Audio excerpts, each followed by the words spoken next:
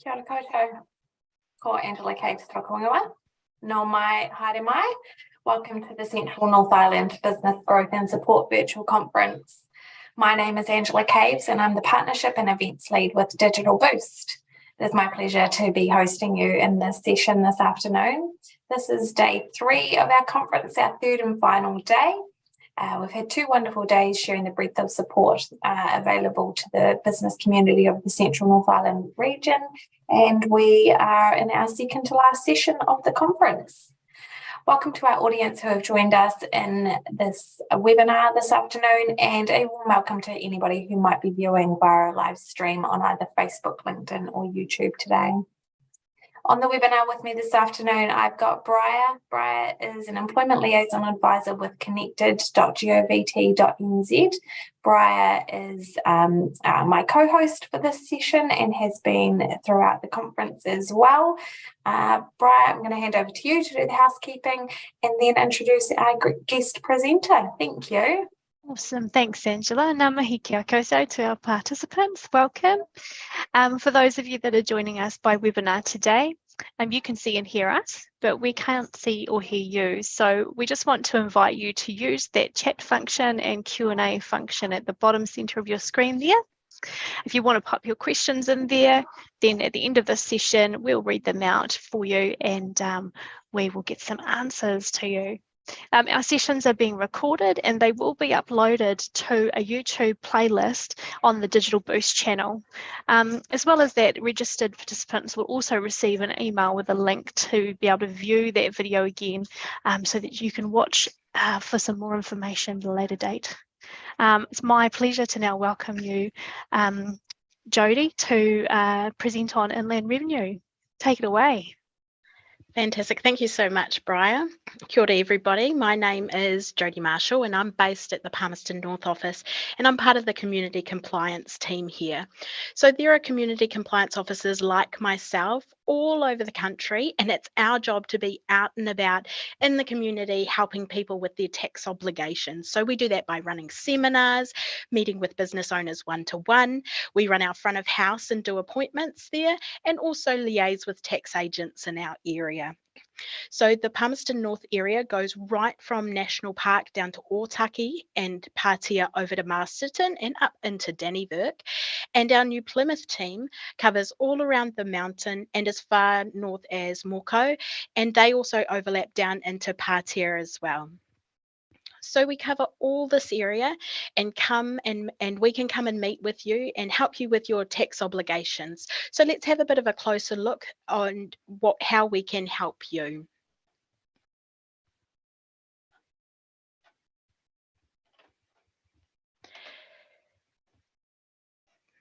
So today we will be looking at the seminars and webinars that we offer, the advisories or one-to-one service that we have, the MyIR online services that are available, and also some other resources that are available to you as business people.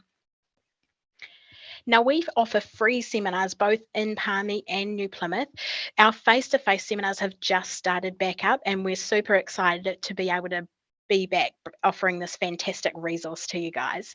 So these seminars are great for those who are new to business or looking to get into business.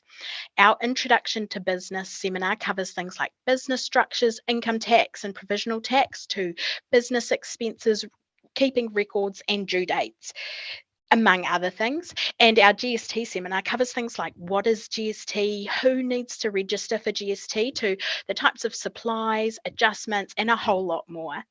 So both Palmy and New Plymouth offer seminars at 9:30 in the mornings, and Palmy is going to be trialling 4:30 p.m. sessions in the new year. We also have online seminars available in Introduction to Business, GST and Employers' Obligations. And from the new year, there will be 10 a.m. sessions for those and a 4 p.m. session for Introduction to Business. These are the same format as the face-to-face seminars, but they're just in a virtual platform through Microsoft Teams. So the easiest way to register for these is to book through the website. We also have available an online webinar, which is run a bit differently to our face-to-face seminars. So they only take 1 hour, with the first 30 minutes being we play a recording of a PowerPoint with a voiceover. And the second half is a question and answer session. So you're able to send through questions as the recording is playing or during the question and answer session as well. So they're definitely a lot shorter and not as detailed as the face-to-face seminars, but people get a lot of information from them. And in the new year, they'll be running once a month at 7 p.m. Again, the easiest way to register will be through the website. So let's have a look at how you get to the seminars on offer. So from the top of our homepage of the IRD website, which is www.ird.govt.nz, you'll see the news and events section with a drop-down box. So at the bottom of the list is the link to the seminars we hold nationwide, including the online seminars and webinars. So you can search by location or topic to find what suits you. So these seminars are how you can be part of an information given in a group setting. And people have told us that they really like the group setting, as they find it great to hear the questions others ask and also to hear other people's experiences. However, it isn't always at times that suit you, or you might want something tailored more to the questions you have about your own business. So in this instance, we have what we call advisories available. So advisories or one-to-ones, as this is a one-to-one service where we can meet with you either in our office or in your home or business or another location. And as I said earlier, community compliance officers are all over the country, so we can come to where you are. You don't have to be in the same city as an office is based. We can cover any topics that you have questions about. It might be helping you with your My IR account and learning how to file returns through it, or you might be about to start employing and you need help with your obligations, or maybe you went to a seminar and you have more questions. So the easiest way to request an advisory is by heading to our website and popping advisory in the search bar and following the link. And along the same lines as our advisory service, we do have the option for people who would like to meet with or have contact with someone who is familiar with tikanga. Some of our community compliances officers are also in the role of kaitaka wainga Māori. So they offer very much the same service as our seminars and advisories, and can help provide one-to-one tax advice and information, or provide tax training and seminars to Māori groups. So the service is mainly used by Māori individuals and organisations including marae, kohanga reo, sports clubs and other not-for-profits. Kaitaka wainga Māori are based in the majority of our offices and travel as well, and also a lot of our kaitaka wainga Māori speak te reo Māori as well. So the seminars and advisories are our more personal service offerings, but as a business, there is so much you can do and have access to through your My IR account. So let's have a bit of a closer look at that. There are very few people that I interact with now who don't have a My IR compared to even just 5 years ago. And being in business, it is such a valuable tool for you. So on the simpler side of things, you can update your contact details at any time of day and know that it updates into our system like straight away. So there's no having to wait on the phone. So a huge plus of My IR is the availability to file returns through it, and knowing that what you've filed has come straight through to us and you receive confirmation for that as well. And when even you file your GST return, it even does the calculations for you, which is a huge bonus. You're able to register for new taxes. Say you've decided to register for GST or become an employer, you can do that whole registration through My IR. You can also track your payments to make sure they get through to us and have gone to the right place. And a really big one that has become available in the last couple of years is being able to request a payment plan, or what we call an installment arrangement. So we know that business can be so up and down, especially with the last couple of years. Cash flow can come and go, and sometimes you're just not able to meet your due date. So people need a bit of help to pay off their tax, the tax that they owe. So if your request meets certain criteria, you might be able to set up an installment arrangement with just a few clicks of the mouse.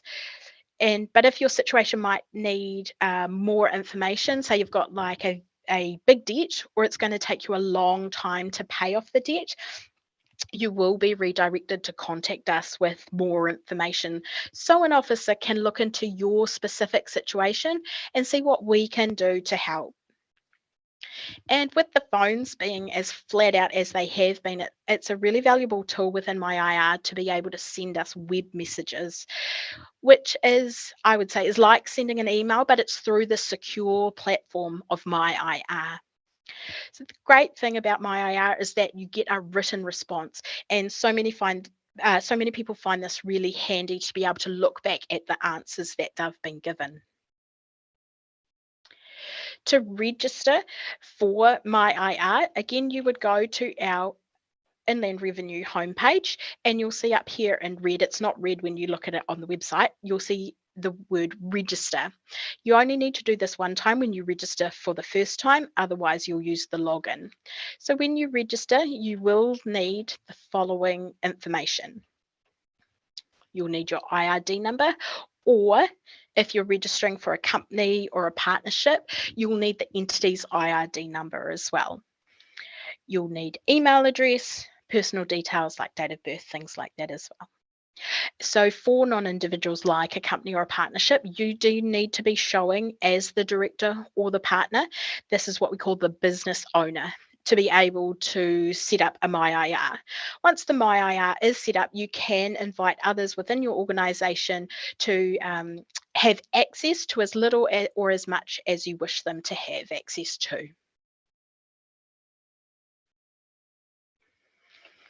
As well as my IR, we have the website, and it is such a hub of information. So we have a section especially for people starting a new business, and it covers everything from naming your business and choosing a business structure to links to the seminars and specific information on income tax, GST, and employers. As part of this, we have a link to what I would say is one of our most popular guides. It's called the IR 320, which is the Smart Business Guide, which is a one-stop shop for all kinds of business tax information, and really popular with our people looking to start business or new to business as well. There's so many helpful calculators and tools. One of the best, I reckon, is the PAYE calculator. I have known people that have some people in small businesses that have used this to calculate their employees' PAYE and KiwiSaver, and then print off the outcome to use as pay slips because of how clear it is and how complete the information is that it holds. Some of the other popular calculators would include the depreciation rate finder and calculator. So this is an awesome tool to use when you first start up business or when you buy new assets. You can find the rate of depreciation for that particular asset and use that in the calculator to get multiple years worth of information on how much you can claim as an expense each year. The annual income tax calculator is perfect if you're wanting an idea of how much tax you could be looking at paying based on what you think your annual income might be. So fantastic for planning and budgeting purposes. We also have a free cash book, which is an amazing tool available for download. Great for those who don't have accounting software but want to keep electronic records. It's built into Excel and has all the formulas written into it to transfer the information from monthly breakdowns to annual amounts, and it also works out the GST components of transactions if you wish, which is amazingly helpful for those registered for GST. on the website, we also have webinar videos. Now, these are on top of our seminars and webinars and are available to view at any time on the website. So what you do is you follow the news and events link that we looked at earlier, which leads you to the seminars. And then on the seminar page, there is a link right near the top, which says webinar and presentation videos. So this takes you to recordings about employer obligations, GST, introduction to business, and some other seminars as well. The great thing about these, apart from the fact that you can access them at any time that suits you, is that they are broken down into just a short 7 to 8 minute sections. So they're really easy to watch, easy to understand, easy to digest, you might say.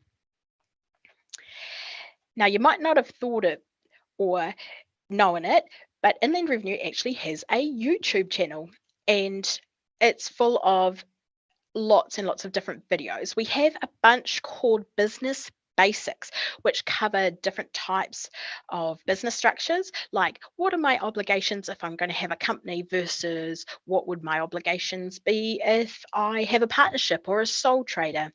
It also has videos on expenses that can be claimed, even things like record keeping as well. There are a few more specialized videos.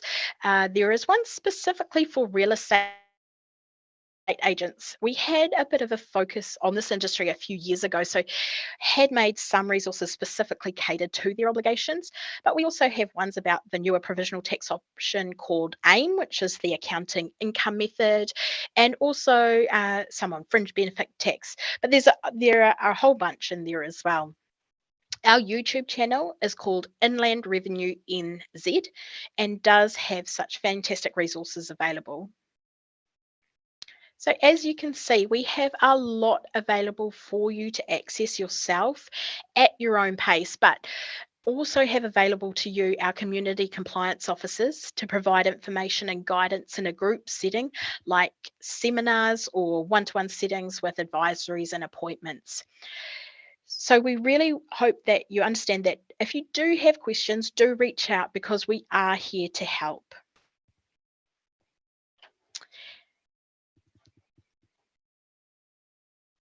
And that's it from us here at IRD. That's awesome. Thanks so much, Jodie. So much information there. And I had no idea that you had a YouTube channel. So I'm going to look that up when I get home. We've got a couple of questions here for you. One is, I'm starting my business. So do I need to register for GST now? That's a really good question, and the short answer is no, but I'll give you a bit of background to that. So in New Zealand, you only have to register for GST if your turnover reaches 60,000 in any 12-month period, or you become aware that you will reach 60,000 in a 12-month period. So this isn't confined to a calendar year or a tax year. This is any floating 12-month period. So a really good indication that you're going to reach that mark, that 60K, is that you start having consistently $5,000 of turnover a month. So remember, when we're talking about turnover, we are talking just about the money that's coming in. We're not looking at expenses for this determination, only the money that's coming in. So it's also good to be aware, though, that some businesses never reach the level where they have to register for GST, so they don't, but that we also do have some businesses that never need to register, but do. So there are pros and cons to registering, and it is important that before you voluntarily register, so that's if you were to register under the 60,000 mark, it's important to understand what your obligations will be if you decide to. Wow, awesome. So can someone change their business structure? Absolutely, yes, we can. We often have people start out as sole traders and grow and develop their business, and they decide that they want to change to a company structure. But we also have it the other way around, where people might register as a company and maybe not really understand what's involved or the obligations involved. They might be like a one-man band with no large costs or debt, so they decide that they want to change into the sole trader structure. So either way is possible, but I would strongly recommend getting advice from a tax professional like an accountant before doing it. Great. And if I'm running my business from home, is there anything that I can claim as an expense? Sorry, Brian, do you mind just repeating that? We just didn't catch the very beginning of that question. Yeah. So if I'm running my business from home, is there anything that I can claim as an expense? Oh, absolutely. So there's lots that you can claim when you're a business owner and you use your own home as part of your, you work from your own home as part of your business. So depending on whether you own or rent, you can claim things like the mortgage interest if you own the house, or rent if you rent. You can claim a portion of your rates, your insurance, and power. So the portion that you can claim relates to the area of the home that you use for business. So the physical area size that you use.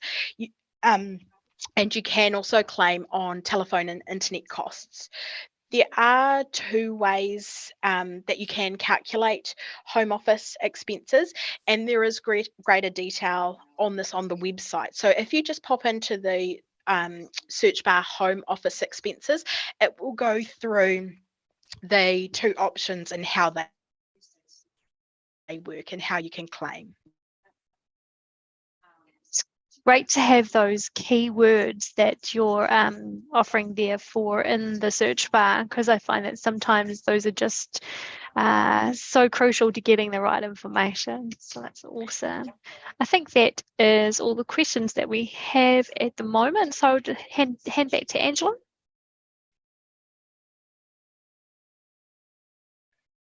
Thank you, Brian. I think there was a question on secondary tax. Did we cover that one? Sorry, I may have missed it. No, that hasn't. Okay. No secondary tax one has come through. So there is a question just around, I'm working for someone else and doing my business on the side. Do I have to pay secondary tax for my business income? So presumably that means the side business income, and they're an employee at their main job. Absolutely. So secondary tax only comes into play when you are working for someone else. So we have secondary tax so you don't underpay your tax obligations. So when you're an employee and also have a business, we look at it slightly differently, and we look at your total annual income from all sources. So what we do is we take your salary and wage income and your net profit. So when we talk about net profit, what we mean is your business income minus your business expenses. And so we take your salary and wage, add your net profit, and that gives us a total annual income. And then what we do is we figure out how much, based on that figure, of tax should have been paid. But we also take into account how much tax you've already had deducted from your salary and wages, and what's left over is the tax bill that you would have to pay.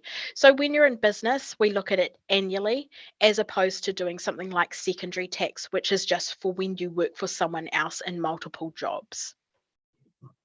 Okay, good to know. I think this has been super valuable. Some really good questions there, and I think it's really, really great that you guys, the community compliance team, exists, to be honest, because I think it is such a minefield navigating your tax obligations when you're first starting out, or perhaps even when you're having some organic growth and you're moving from one kind of business bracket to the next. And you know, it's reassuring to know that there's a team like yours there, Jodie, that makes it a little less scary for those of us that are in business. So thank you for joining us. We don't have any more questions, I don't think. Let me just do one last check. No, we are all good with questions. So thanks again, Jodie, for joining us. It's been wonderful to have you this afternoon. Some really great information there, and I know that Bri has put some of that in the chat for our audience as well. If you are starting out in business, or you need some support in your business and you don't know where to go, please head over to Connected and see one of the employment liaison advisors like Briar in the Connected centres that are on screen there. the Employment Liaison Advisors will point you in the right direction and be that next step, that conduit of connection for you, and get some info from you and send you on your way to the most relevant organisation that will be able to help support your need at that time. Digital Boost is here as a free digital skills training platform available to all business owners or their staff, for anybody who wants to accelerate their digital transformation journey or build their digital capabilities.